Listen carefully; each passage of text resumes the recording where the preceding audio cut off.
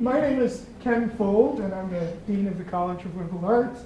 And it is my great pleasure today to introduce our 2010 recipient of the Lindberg Award and today's speaker, Professor Tom Newkirk.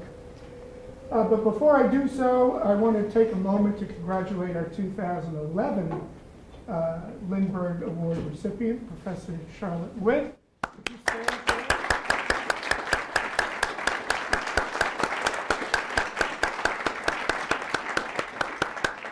From the philosophy department, and Charlotte will be giving her talk next year at this time.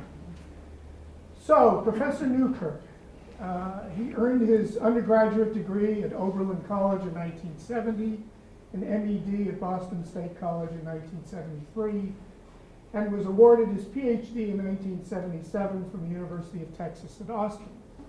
He was appointed to the UNH faculty in 1977. He's been a prolific scholar and dedicated teacher for over 3 decades, and by all indications is as energetic and enthusiastic on both fronts now as he has ever been. Can you hear me all right in back? Yeah. Right? My voice is fading. Professor Newkirk's scholarly pursuits focus on literacy, composition, and the teaching of writing. He has authored 4 books, including Holding On to Good Ideas in a Time of Bad Ones, 6 Literacy Principles Worth Fighting For. He has co-authored, edited, or co-edited another 11 books, in addition to having published scores of journal articles, book chapters, and other pieces.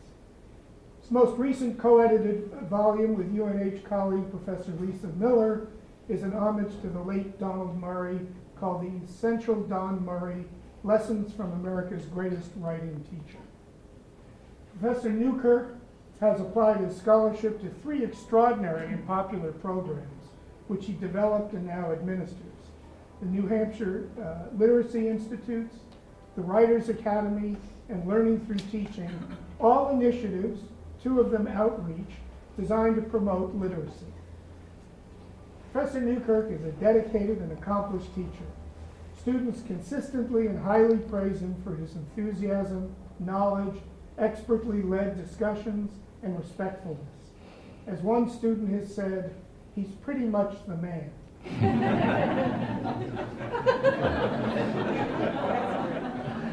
He's also pretty much the swimmer.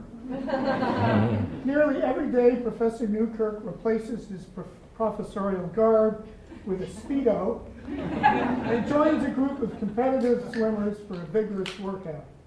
He is known as No Breath Newkirk for not breathing at all on the last lap of his butterfly workout, thereby beating his opponents to the finish. Incidentally, observers note his head becoming progressively redder as he approaches the last lap, at the end of the last lap. This full tilt effort at the end of the swim is symbolic of his distinguished career. As I said earlier, there's no diminution in his accomplishments today. For his outstanding work as both scholar and teacher, Professor Newkirk has been recognized with the Lindberg Award, the highest award that the college offers. Professor Newkirk's lecture today is entitled Tale of the Tape, Donald Graves and the Revolution in Children's Writing. Please join me in welcoming Professor Tom Newkirk. Thank you. Thank you.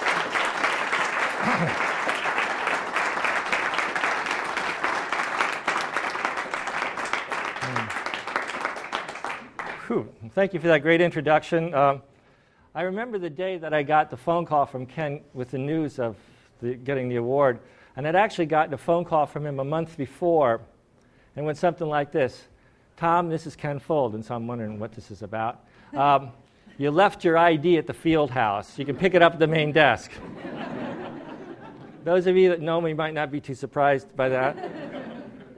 So I get the phone call about a month later, and it says, Tom, this is Ken Fold. And I said, damn, did I leave my ID at the field house again? He says, no, but you won the Lindberg Award. So good call. It's an honor to be, obviously to win this award. It's an honor to be associated with Gary Lindberg and his great career at UNH. He was actually one of the first people I met at UNH when I came for my job interview, and I remember the dinner and talking to him about the book, The Confidence Man, that he was about to write, in the midst of writing, and just what a fabulous and tragically short career he had here at UNH. So I met him the first night I was here. The second night I was here was the search committee with Don Graves also attending. So 29 years old, one side of me, Don Murray, the other side of me, Don Graves. And I thought in some way that's been my career at UNH, that I've had both of those two men by my side supporting me, encouraging me, sometimes intimidating me, not intentionally. And I think Don Murray is better known locally of the two. I think we all have our stories of him, our relationships with him. I remember going over to his house early on in my career here with an article, and he'd look at the title, we'd look at the title page, and he'd just say, "Tom, that's not a title, that's a label." So, okay. So lessons like that throughout from Don Murray. I think Don Graves is lesser known. He wasn't here teaching as long. He was often on the road speaking, but he was phenomenally influential. And I think what I'd like to use my talk today is to talk about part of the influence that he had on the teaching of writing, and also to show some tapes. The tail of the tape refers to some videotapes that we discovered in the attic of Morrill Hall, because he taped a lot of the work with students. And there's this one student that I'm going to show, so we were able to digitalize these tapes and show them. So I'm going to be working toward some examples of students that he worked with. But I just want to say briefly and I could go on and on just about his significance in terms of writing, but just what a powerful, influential force he was in the teaching of writing, particularly K through 6, but not limited to that. It's common to talk about his influence on individuals, but for Don Graves, he actually created a field. It isn't like he influenced it, but he created the field of, I think, children's literacy and particularly children's writing. Two publishing houses came out of his work, Stenhouse and Heinemann. It was as if he opened this door, this huge door, and invited us all through. And one of the people that he invited through, Nancy Atwell, the incomparable Nancy Atwell, will be getting an honorary doctorate at our commencement. I remember one time at the Algonquin Hotel in New York, there was a conference in New York, and everybody, all the authors, literacy authors for Heinemann, and anybody else who could crash the party, came to this reception for Don Graves, and they put up on the wall a big piece of paper. And what we did was we walked up to the wall at some point during the reception and wrote about his influence on our work. And everybody could do it. We all knew where we came from. We all knew how central his work was to what we did. Just a few other things I could say. He was not only influential in the United States, but in Australia and New Zealand. He took these speaking tours to Australia and New Zealand. There was something like out of, Mark Twain speaking tours, huge audiences. And I think if you would go to either of those two countries today, 3 decades later, they would say that their teaching in those countries was influenced by that trip that Don Graves took to Australia and New Zealand. You look at the Common Core standards and the expectation for children's writing. And there is no way you would have the expectation for writing for young kids without the work of Don Graves. Closer to home, if you just go into your school and see young kids publishing books, publishing their work, that comes from Don Graves. If they have a little about the author page in the back, that comes from Don Graves. If there's an author's chair that they may be reading their books from, that comes from Don Graves and his work with Jane Hansen and Ellen Karolitz. If you see mentor text used, where the combination you're learning to write by examining authors, that comes from Don Graves. I think it's unquestionable. I don't think anybody would question, kind of haunted, I think his work here is unquestionably, I can't imagine anybody would even doubt the most significant and consequential work in children's writing. And it came from this university, and it came from this college. And so I think it's appropriate to take some time to look at it. And in talking about his work, I'm talking about the roots of my own work. So I don't, and I think, and the roots of a lot of people's work. So what I want to do is I want to give you some background on where I think the status of writing was around 1975, the mid-'70s, when he was starting to do his work, to look at what was done with children's writing in schools. And the short answer to that is not much. Okay? And I think, as for centuries, the major thing that was done was copying. That children's writing was essentially copying. And I actually have I found the copy book that my grandmother did. This would have been probably 1897 when she was 9. I can read you one of the first things she wrote. Twilight stealing over the sea, shadows are falling, hark on the lea, born on the night winds, voices of yore, come from the far off shore. It doesn't quite scan very well. Come from the far off shore. So, obviously the strategy was to make little kids copy bad poetry.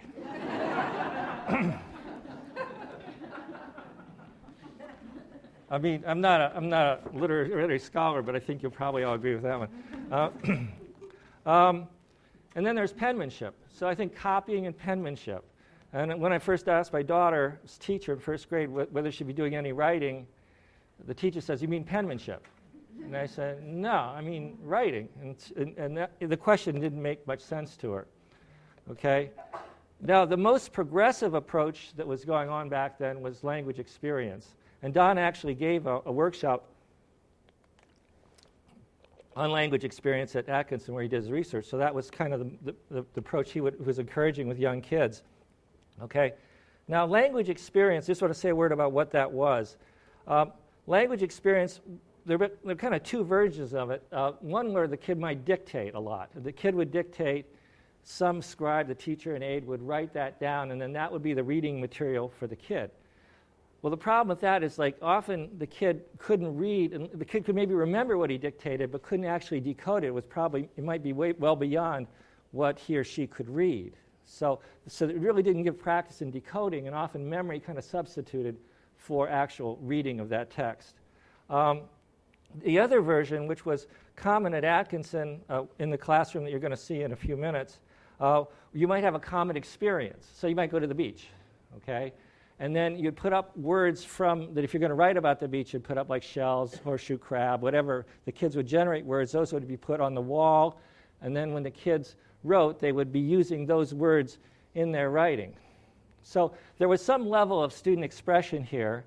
But, if you're going to write, you're going to write about the beach. There was no topic choice. If you want to write about dinosaurs, no, you're writing about the beach, okay? It's very dependent upon the teacher because the teacher provides the experience and the teacher is providing all these words that the student will then copy down. So it's still kind of copying, right? Because I think there was this residual fear, in no other area of learning, I think, that's probably a generalization, and there's psychologists in the audience, so I better watch what I'm doing. But I think kids generally learn by approximation. When you hear your kids say "da" for dad, usually months after they say "ma" for mom, right?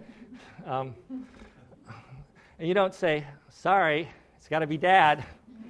I'm not going to respond until you say the full word. If you watch kids play basketball, like 5 or 6 year olds play basketball, they're not playing the full game of basketball. They're all clustered together. They're all trying to grab the ball. They're double dribbling like crazy. They're approximating. So you're learning by approximating.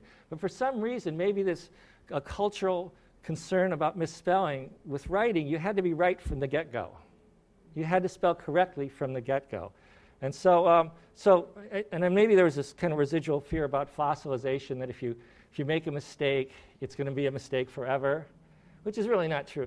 Speaking, the kid gets beyond the ma or da. They move towards conventional pronunciation. So that was pretty much the most, I think, expressive form of writing instruction you would have, either dictation or some form of common experience. And I think one of the things that was I think limiting about this is kids, often 5 and 6 year olds, have a kind of swagger about them. They think they can do anything. They think they can be superheroes, right? They think they can draw anything. There's a story, this 5-year-old's drawing, and this teacher comes up to him and says, "Ethan, what are you drawing?" And he says, "I'm drawing God." And the teacher's a little cautious, says, "Well, nobody knows what God looks like, really." And he says, "Well, they will when I'm done."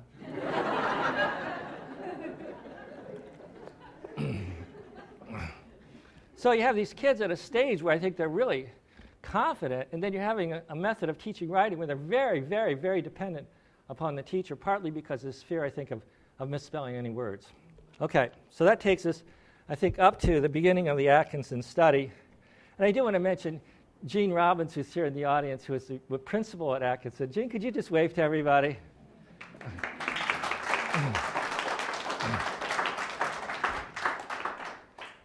During this study, Gene had, almost 1,000 visitors? 1,000 visitors a year in 2 years?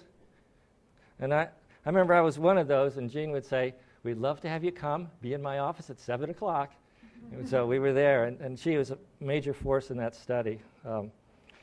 So about the time, so we're up to 1978, and Carol Chomsky had written an article on invented spelling. And says kids can actually write before they can read. They can write these words even if they're not quite ready to read them yet.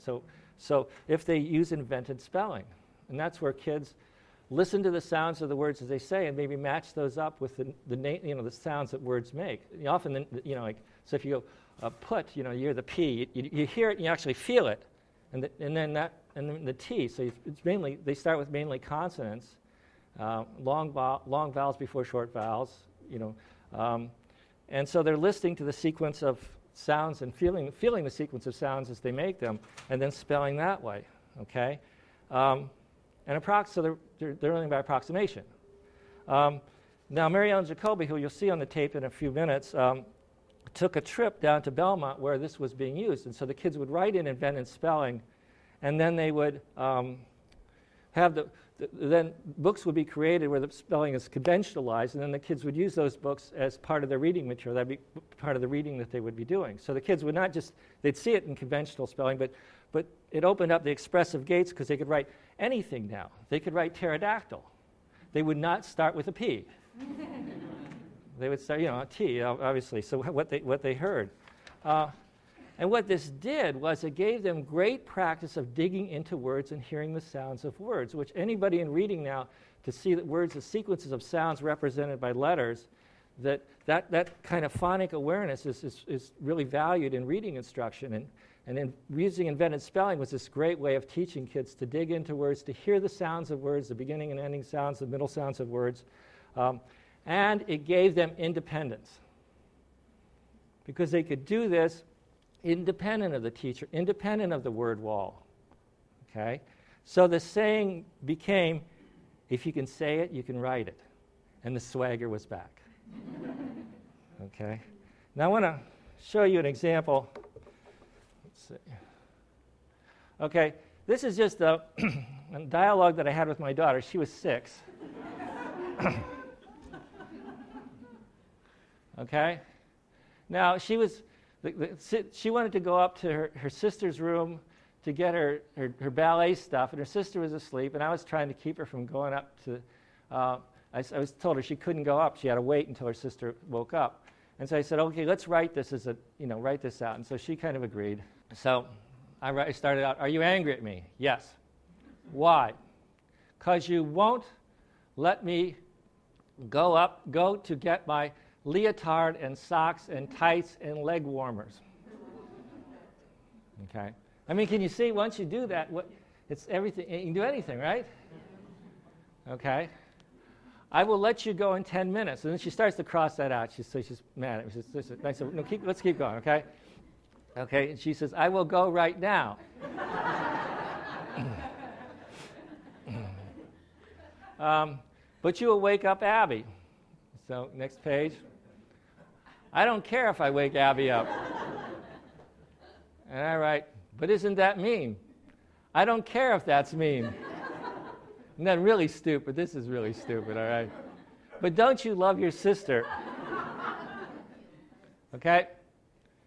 Your thinking is in another part of the brain.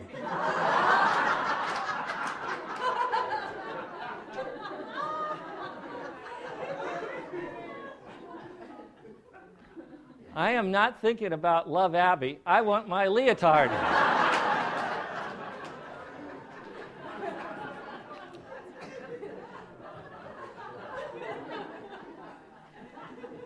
No, I originally used this in a piece that I wrote because I mean, people have argued that argumentation is not a skill that young kids can. You need to. Kids are egocentric and they can't imagine another person's point of view, and so they can't argue, which I never found true. And so I went to argue the kids could try different genres, and argumentation was one.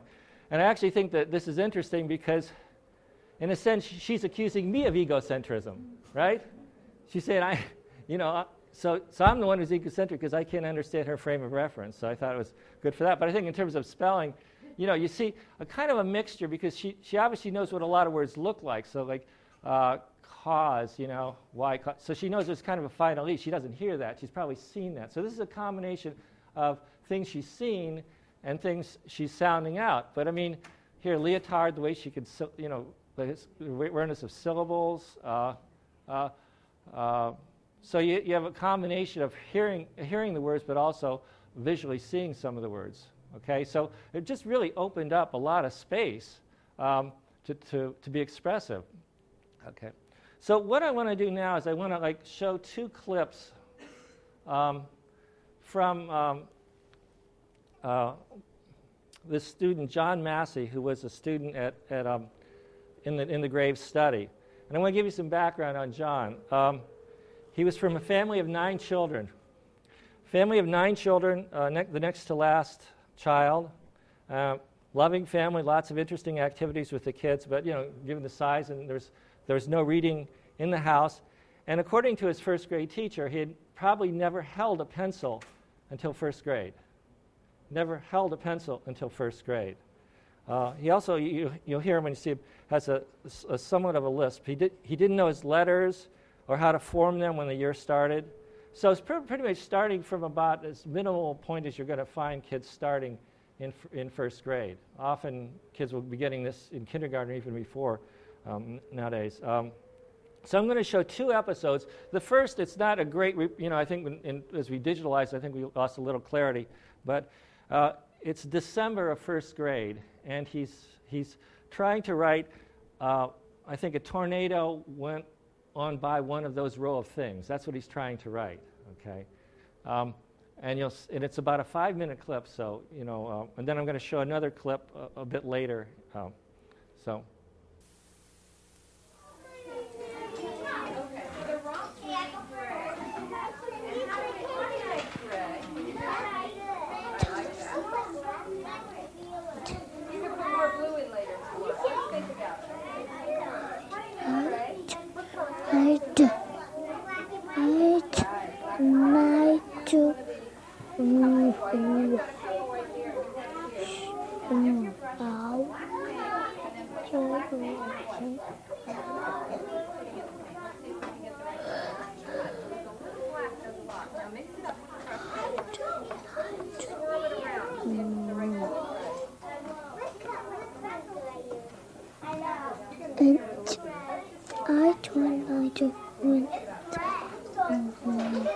John, would you read it for me so far? I tornado went.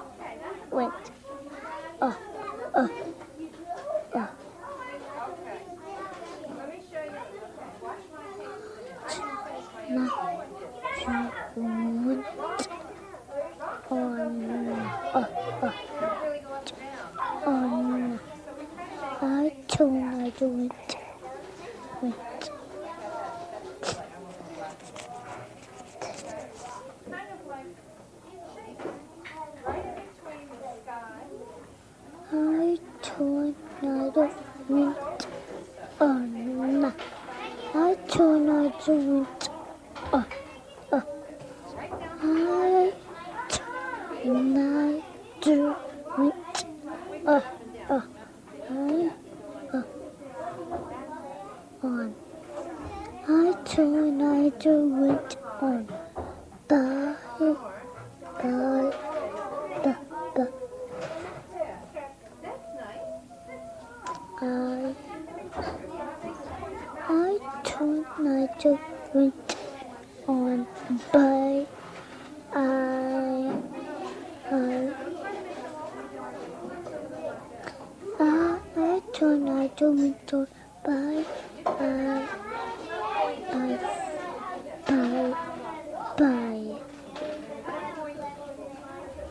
I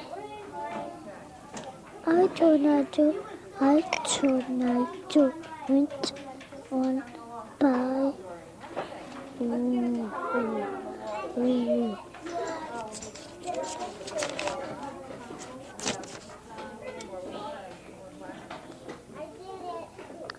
What? I tornado went on by. Oh. I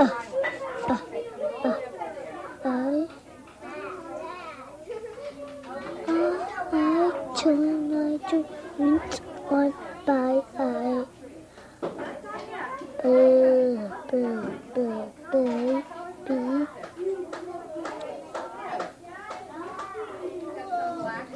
I tornado went on by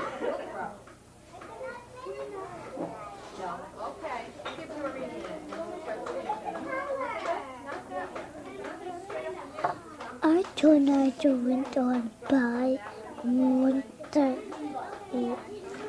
I tornado went on by water.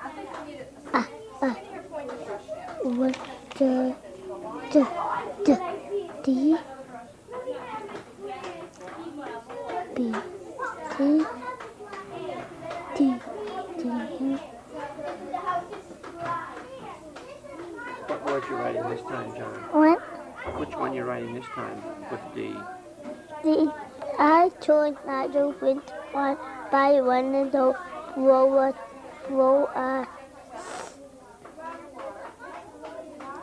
thing. I tornado went on by one of the blower thing.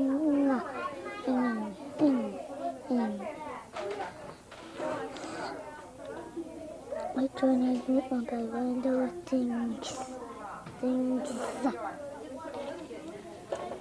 writing things? Yep. Uh-huh. I tornado went on by one of those things.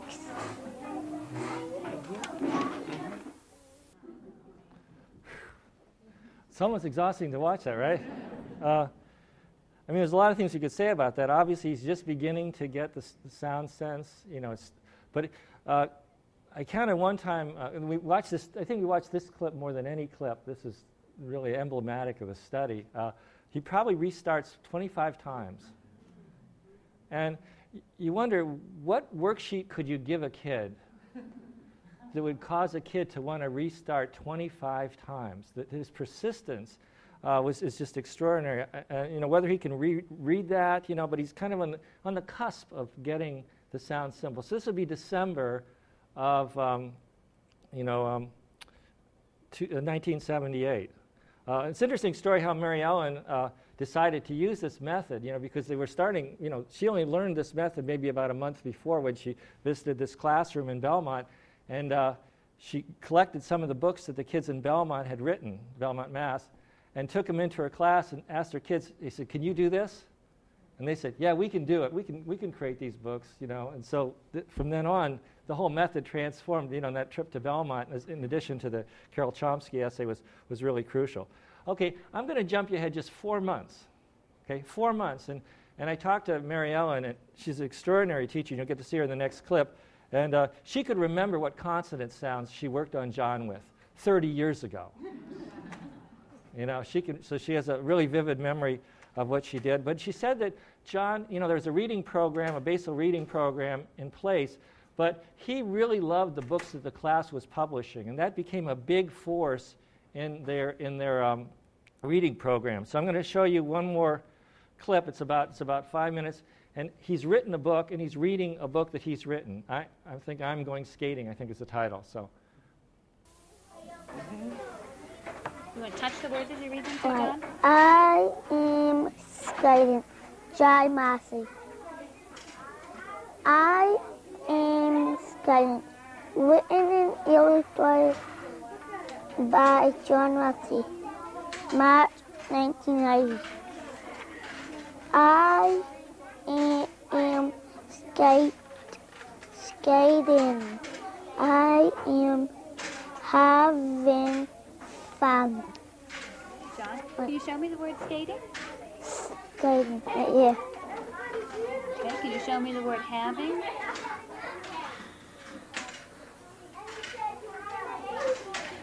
Can you show me the word fun?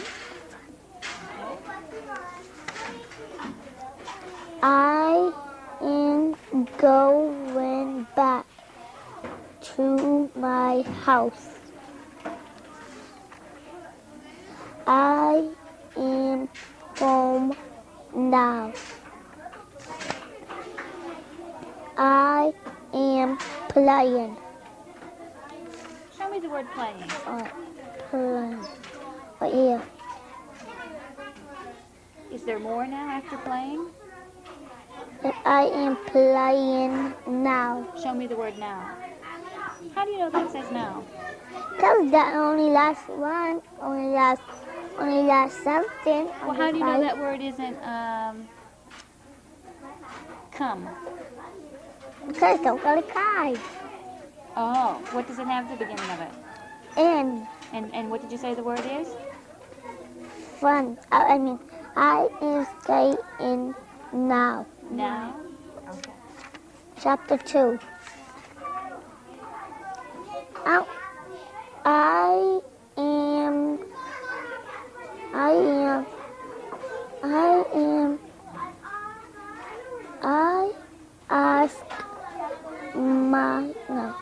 I asked my mom for if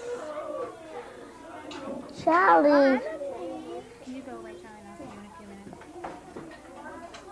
Alright, I asked my mom if I could go to my foot. She said I could.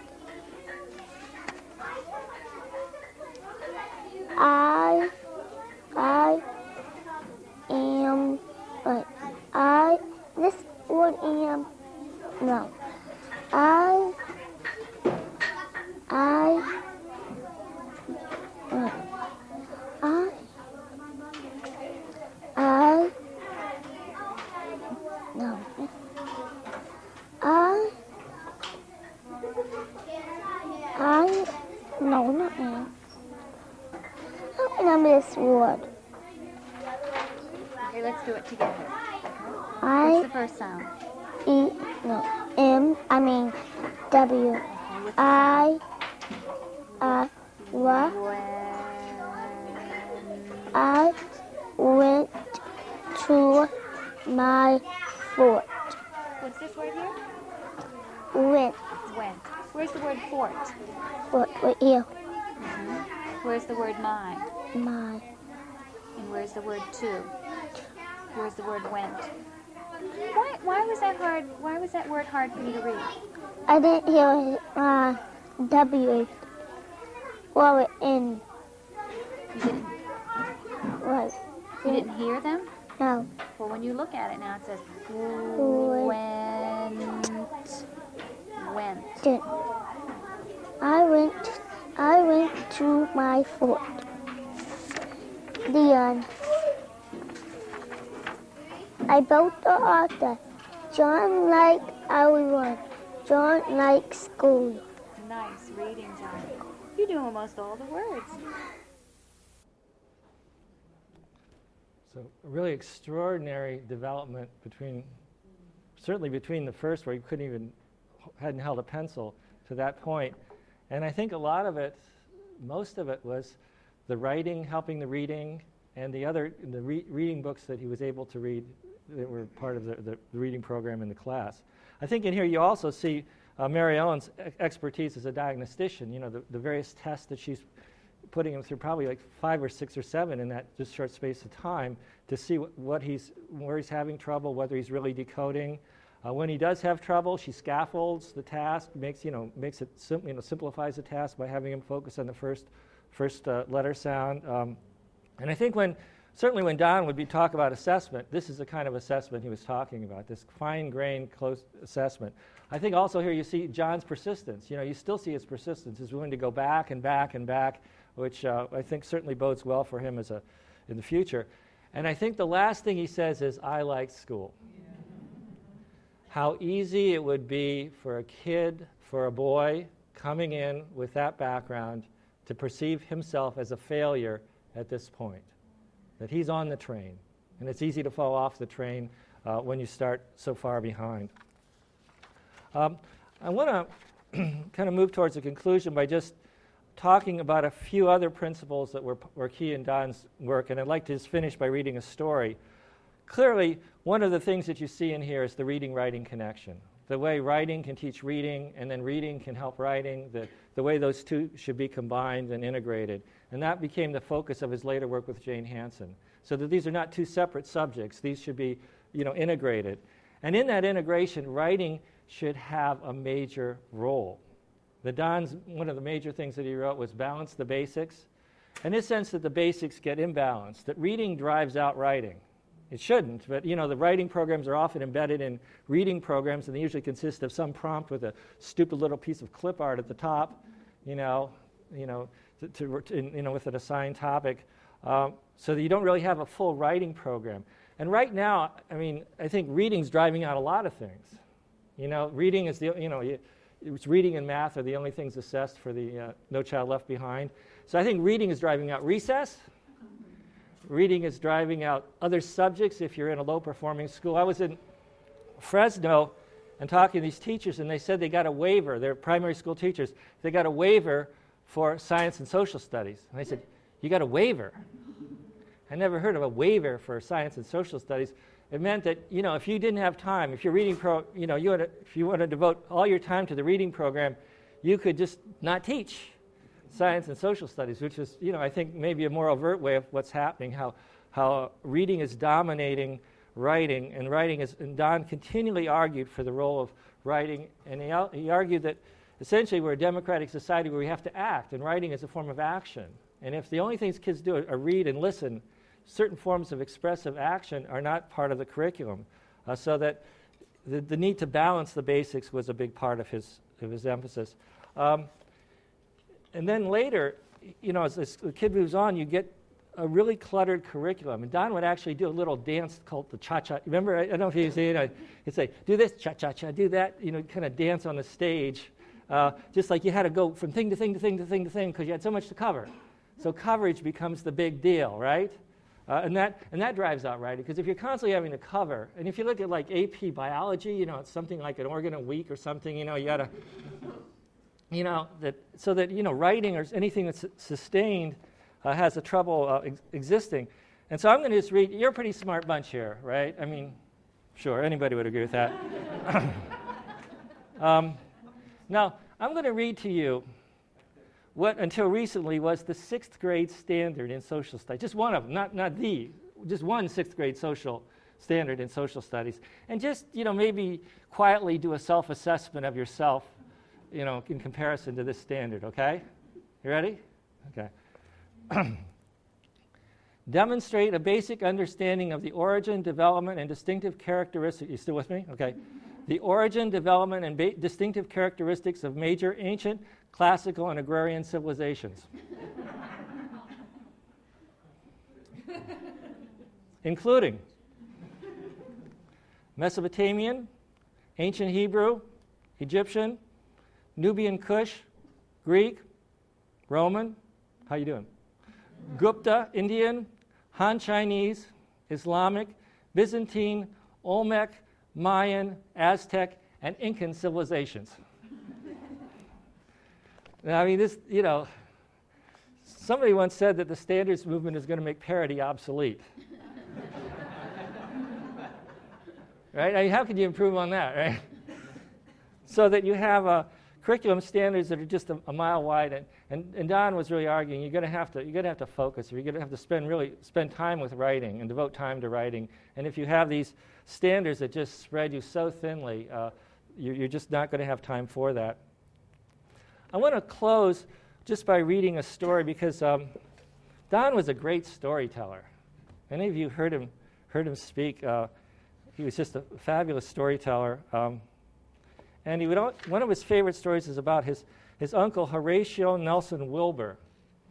And we heard this story so long, and you know, when he was speaking, we could tell about 3 or 4 minutes he was working up to his story about Horatio Nelson Wilbur. We'd say, we hear Uncle Nelson coming. And so, and it kind of typifies, I think, Don's Yankee suspicion of, you know, being too smart, being too sure of yourself. And Horatio Nelson Wilbur pretty much convinced, you know, was a major lesson for him. So I'm just going to read you about a page of this, then I'll finish. Okay, so Don worked for Uncle Nelson, in the summers. And so this is kind of 2 little episodes from the summer. At the end of the day, we settled up the money, while he inspected the boats. Our share was 10% of the proceeds. A day's work from 5 a.m. until 7 p.m. brought in about $2 each. On lean days, as little as 75 cents. Not much today, Uncle Nelson, I'd say. Better than getting kicked in the ass with a cold boot on a frosty morning, he'd reply. And Don had the accent down. I don't have that. Pomposity, injustice, and inflated egos were his instructional specialties. At the end of my freshman year in college, sporting new vocabulary words, cut-off shorts, and a loud T-shirt, I made my way up the beach on my first day back at the shore. I couldn't find Uncle Nelson, so I headed up past the boathouse, figuring he might be out clamming since it was low tide. I found him under his brown felt hat, hefting a sledgehammer as he worked on a new seawall for Mrs. Fitzsimmons. "Hi, Don," he hailed me. "Hell of a day, ain't it?" "Sure is," I said. "Hell of a day to die," he countered. "I'm 83 years old, and this next Lincoln's birthday, and this son of a bitchin' boulder ain't right for a man my age. You're a young bull. You split, and I'll rest a sec." I stripped off my T-shirt, flexed my muscles, fresh from strong college workouts, and eyed the 3-foot-high boulder with a measure of confidence. If Uncle Nelson thought I could do it, I would do it with dispatch. I positioned my feet and swung at the center of the boulder with all the ego-driven force I could muster. The sledge struck the rock, but the rock struck back, sending a return force through the head of the sledge that vibrated up the shaft until it reached my ears with a high-pitched ringing whee! The sledge jumped from my hands, landing in a pile of small rocks some 6 feet from where I stood. My shoulders felt as though they'd been driven up into my chin. I heard a horse off to my right.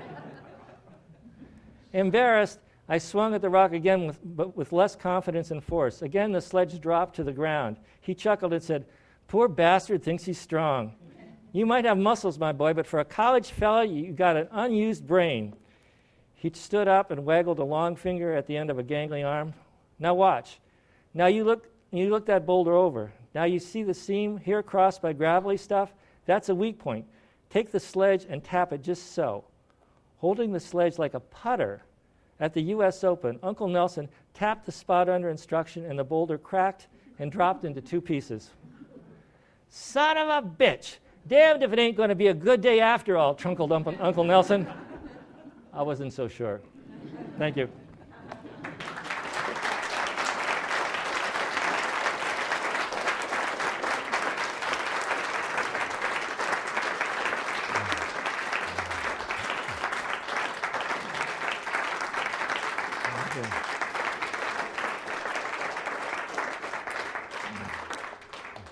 So we have time for questions, reactions.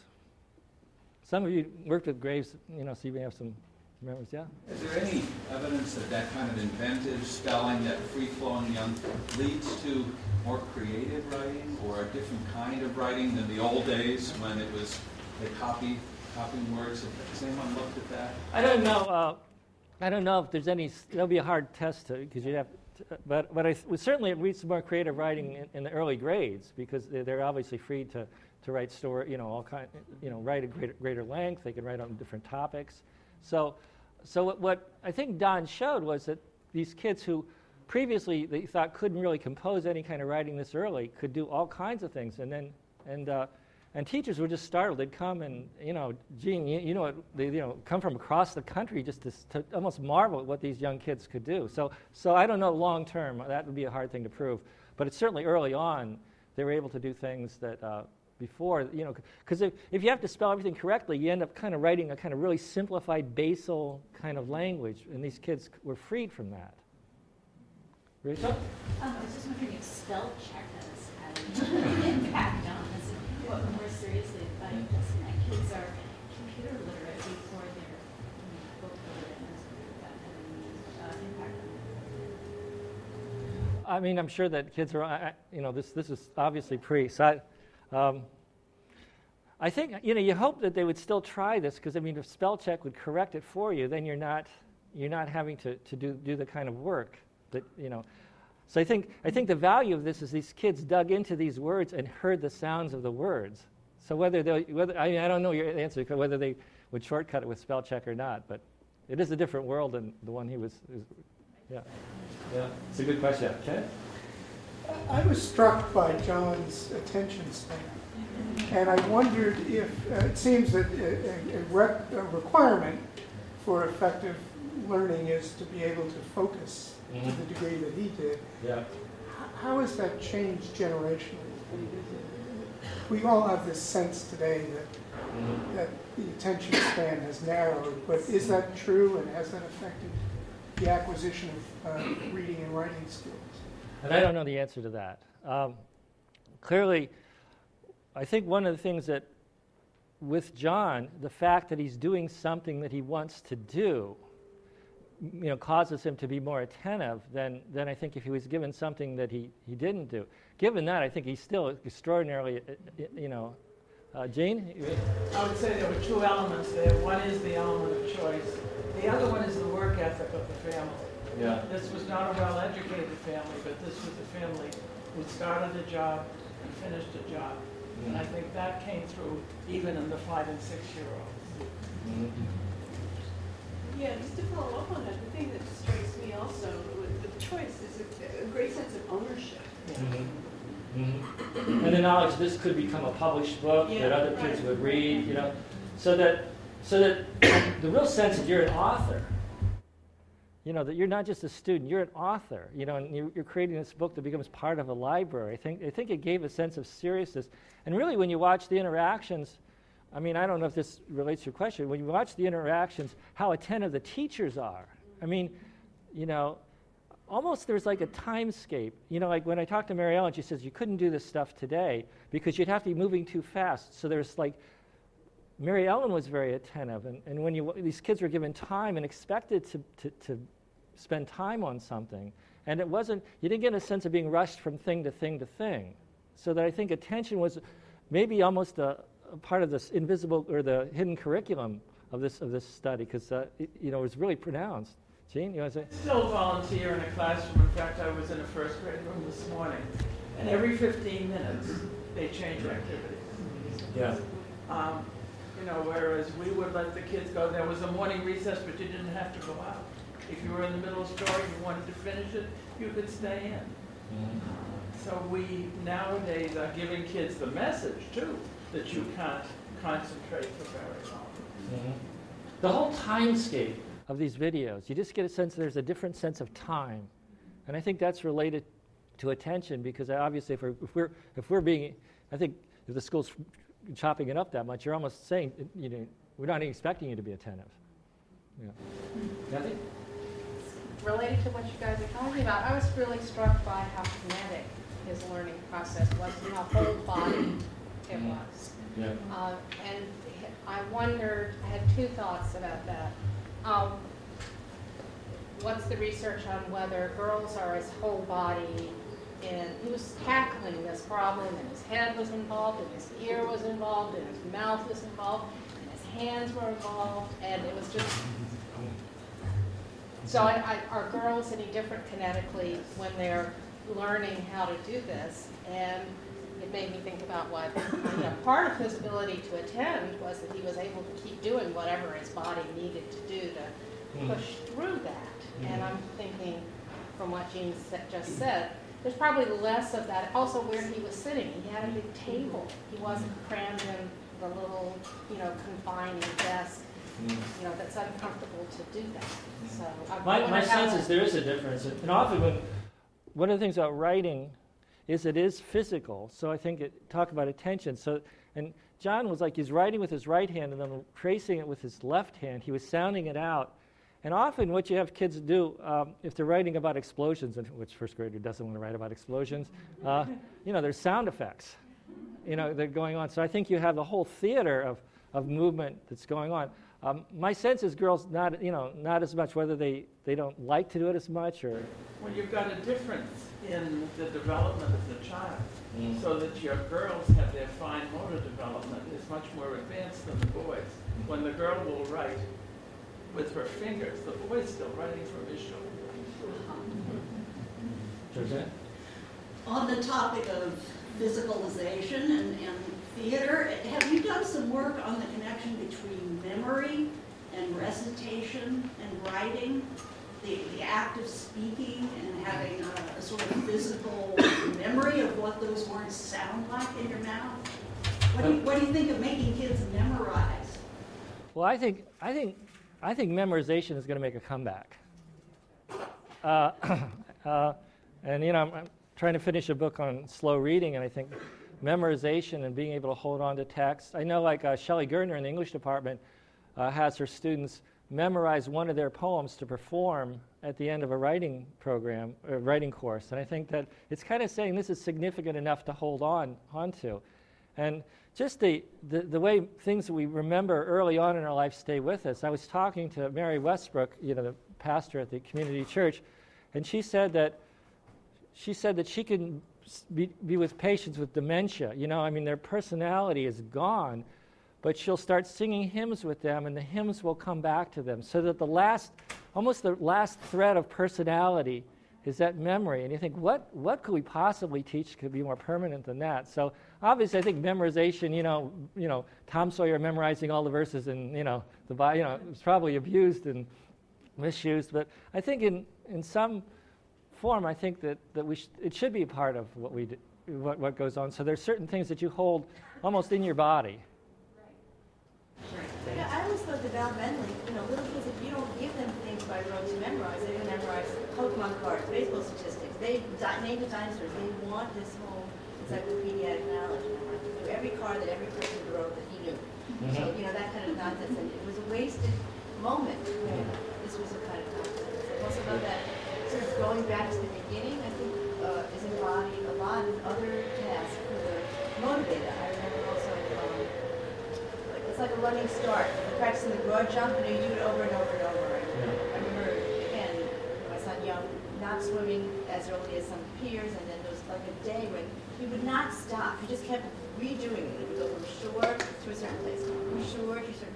And I think there's something in what Kathy was saying about that embodiedness and that you sort of be in charge of how many times you get to do it. And there were lots of developmental learning moments like that I sort of did.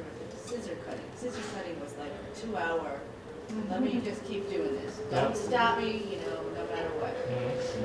One other question about, there's a lot of background kid noise, and I was wondering what the other kids in the classroom were doing when John was there, and how could you possibly give the attention that John was getting in the video to other kids?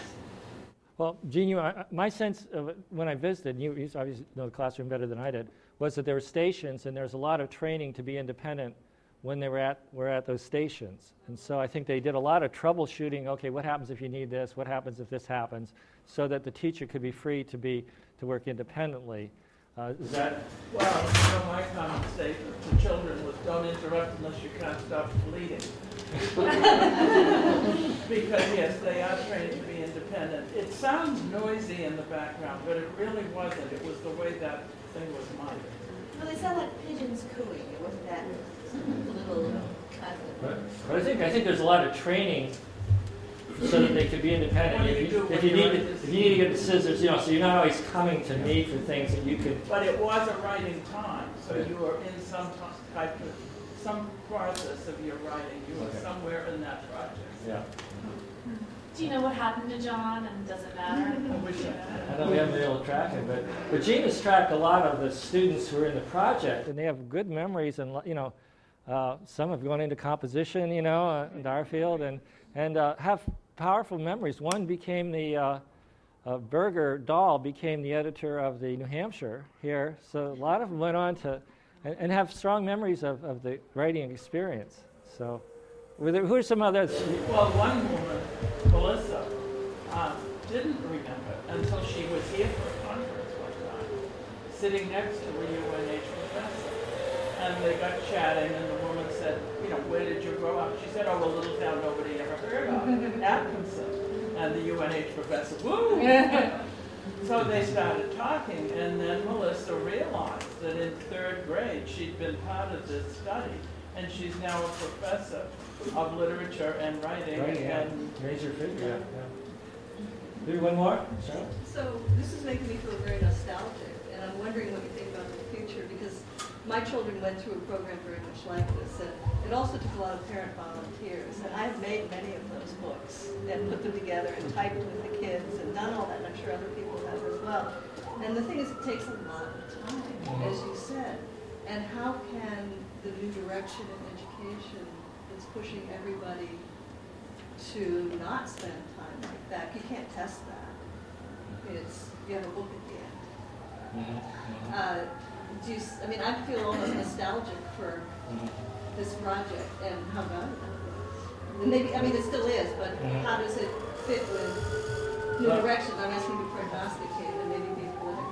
Well, you'd like to think that people can push back against this clutter, because it creates almost a frantic sense of teaching. So that, and Don just says you have to give it time. You have to make the case that if you're going to have people write, you have to be regular, it's expected, and and you have to make that commitment. And I think what happens is the curriculum gets so fragmented. You have a program for behavior, you have a program for spelling, you have a program for handwriting. It's just like, and so you got 16 different programs to coordinate. And so I think maybe principals have to look and say, okay, how can we economize so we're not splitting you up in so many different pieces? And I think Don would speak about that and write about that a lot. But it's tough. It's against the tide, for sure. I think it's time to stop now. So thank you all for coming. Great group.